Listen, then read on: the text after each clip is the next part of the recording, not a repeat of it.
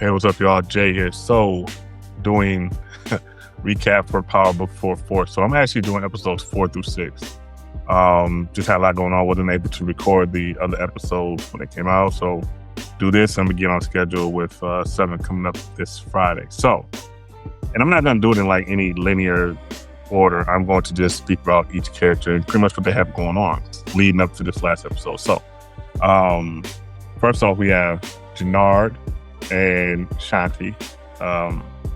They're kind of going through their relationship stuff because Shanti, she wants to, make power moves. She wants to, Jannard to get a meeting with Che. She wants to be part of it. Pretty much she wants to get Jannard to take out Diamond. She wants to be the main distributor, the main plug, essentially. And she's trying to get Jannard to do the dirty work, which he's kind of torn because of his love for her and, Diamond being his brother and whatnot. And Diamond pretty much following up behind Tommy. But they're going through that. Jannard had to go back and fix when he stole Manny's chain, get that back to her, because Shani wanted to work with her, and then she kind of got clowned. Like, they're having a really contemporary type situation right now. He's doing a lot of, kowtow and trying to just kind of fix the situation with her, which is very interesting dynamic from how they started. Now he's pretty much running up behind her, trying to make sure she's straight, which kind of makes sense in a way because, he's doing it because he loves her or the Yams. I don't know, one of the two. But also he's stuck in between the scene with, her and Diamond and trying to get Diamond to sever his ties or whatnot with Tommy and whatnot. So that's where they're going. It pretty much stays in that realm with them. They had the whole thing about, them trying to get D-Mac, take D-Mac out for King Kilo and all this other stuff. But now it's pretty much just Jannard and Shani and their issue. And they're still, between episodes 4 and 6 where we're right now, it really hasn't moved up at all. You know what I mean? Now Jannard let's be off of Jannard, he's made moves on his own. Kind of still moving their plan forward, but doing it out without the inclusion of her, which causes issues with them too in episode 6, because now she's feeling like he's moving sideways. But he's really trying to do what she was asking him to do. But there's a scene after Diamond and Jannard make a move to take out one of the organizations, where the first thing he was going to do was jump on the phone and contact her. And I was like, man, don't do. And luckily in the show, he deleted like he wasn't going to. And that's a good thing, because he still needs to keep some of his own agency, because she'll be the type to, flip the script on him really quickly and cause some issues for him. So I was glad that he did that. You know what I mean? Deal with all that other stuff later. So when it comes down to business and keep itself, show your position on the chessboard of the place, that was a good move. You know what I'm saying? So that's them too. They're going to keep that going. Let's get off into Diamond. So Diamond this whole time has been, being a loyal, partner with Tommy. Tommy's been kind of feeling himself just from the way that he's approaching Diamond and talking to Diamond, which I kind of understand, Like, he comes from the whole OG power with him and Ghost and, them doing their things. Like,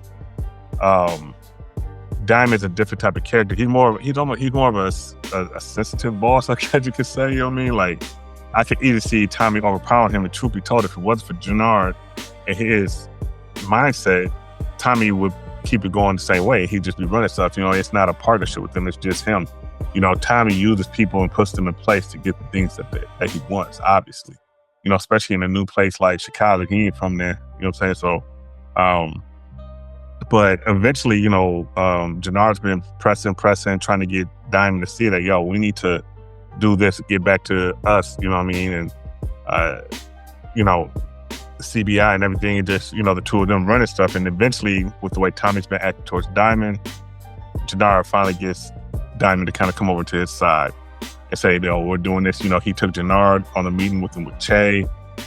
He started making moves with Jannard. So now, we're right now in episode 6, Diamond is on deck with Jannard as far as doing things to kind of actually, extracting Tommy out of it from their perspective, which that's a good little twist to the plot. I really like that. You know what I'm saying? As we know, Claudia Flynn is out of here. She got taken out by Tommy. She went in there to try to execute him. He was already waiting. and got her up out of here, and Vic kind of set it up. So now you got Tommy and Vic kind of working together against, is her name, I forget her first name, I think it's Stacey Marks, Detective Marks, who was trying to become mayor, but with the help of Vic, Tommy was able to blackmail her using some testimony from some stuff that Tommy did when he first got there, where he killed some people and there was a witness there. Got the witness, used $25K to kind of get them to flip or whatnot. So pretty much now he has her under his thumb, and that along with Vic, they're making their moves, and Vic is trying to get the Albanians, I believe it is, trying to get rid of them in the territory and whatnot. So there's just so many like double crosses. It's getting a little bit crazy. This is one of the more hectic versions of having different people going against each other that we've seen the show. And then finally, let's get to Tommy. So Tommy and Martha, or whatever her name is, I believe Martha Maria, I always mess her name up. They were expecting, we found that out, and we found out when on the same episode that Tommy actually killed Claudia. Like I say, he killed her in his loft. She came home, Martha had seen that, there had been some violence going on, and she was thinking about getting rid of the child, essentially, without telling Tommy, and not even telling him that she was pregnant. But she didn't do it. She ended up keeping it, and which adds an interesting profile to those situations, because now she is trying to get Miguel and Tommy to come together, because now she's going to have this child, and she wants her family, all together. Now, here's where Miguel comes in, because, he can't stand Tommy. They've been having their issues. They're working with Jey, but Miguel's been trying to get rid of Tommy. He sets the play in motion with Ortiz to get Tommy pretty much clipped. And he finds us out on the same night. He sets everything in place.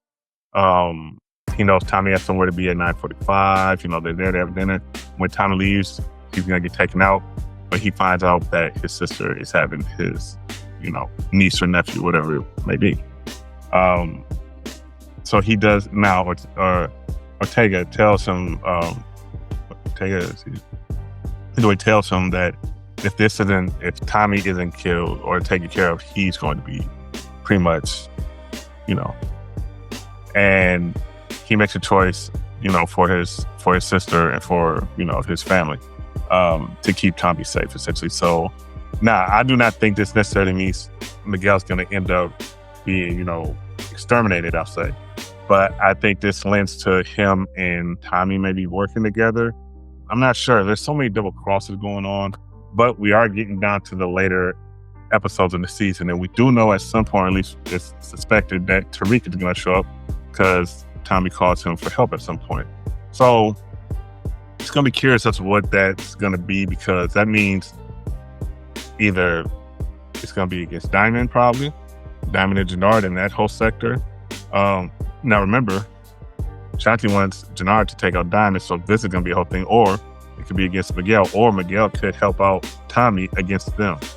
It's getting ready to get pretty interesting, I personally think. And I'm looking forward to seeing what happens, Friday. It's going to be a better review on Friday, a recap, because it's going to be more fresh, more, like I said, I had to catch up, been really busy, since the holidays and whatnot. So, but that's where we're at right now. D-Mac is running around, he's making his money. He got his girl, whatever he's worked with, that's fine doing that. So that's pretty much where we're at.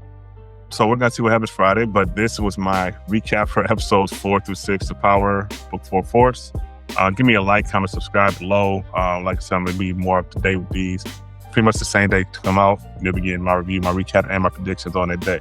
All right, so check me out. Jey, out.